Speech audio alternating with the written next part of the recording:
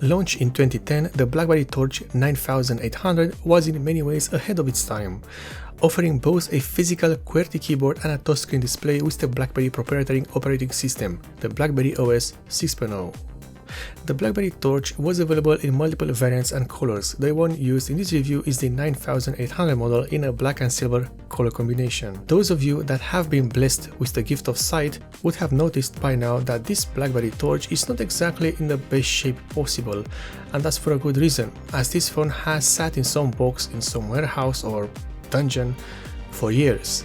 It also has no rear cap and plenty of scratches and dings. Can't complain though, I only paid $1 for it, and it does work just fine. Moving on, the design of this phone is still good to this day, with a rounded shape on both ends and a solid feel, even with a looser than average sliding mechanism. I'd say that this phone has aged quite gracefully when looking back at other phones from 2010.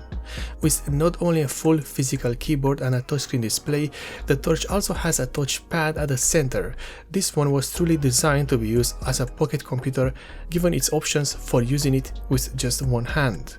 In terms of hardware, the Torch 9800 has a CPU that runs at 624 MHz, a total RAM size of 512 MB and 4 GB of internal storage space. The memory can be expanded with the installation of a single SD card at the back of the phone. The screen is a simple 3.2 inches TFT display with a resolution of 360 by 480 pixels with a 4:3 ratio. The BlackBerry Torch has a single 5 megapixel camera at the rear, which features an automatic focus system and an integrated flash. Speaking of the camera, for such an old phone with such a small camera, the photos are not bad at all. In fact, the sharpness is quite good even in low light or with the sun directly in front of the camera. And some of these photos, with some basic color correction, look great. This level of detail and photo quality is lacking in some 2020 cheap smartphone because we are evolving just backwards.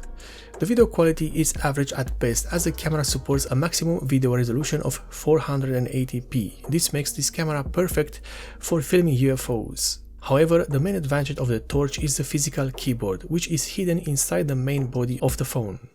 This keyboard is not only large, but it is illuminated by LEDs as well. In fact, each key has its own small LED. All this is great to see, but the question remains, in 2022, can the BlackBerry Torch still be used as a phone? The answer is not as simple, it's more like yes but actually no. In some countries, mainly those that are phasing out the 2G and 3G networks, this phone will not work, not even for emergency calls. In countries that still use those networks, then the phone will work just like a phone.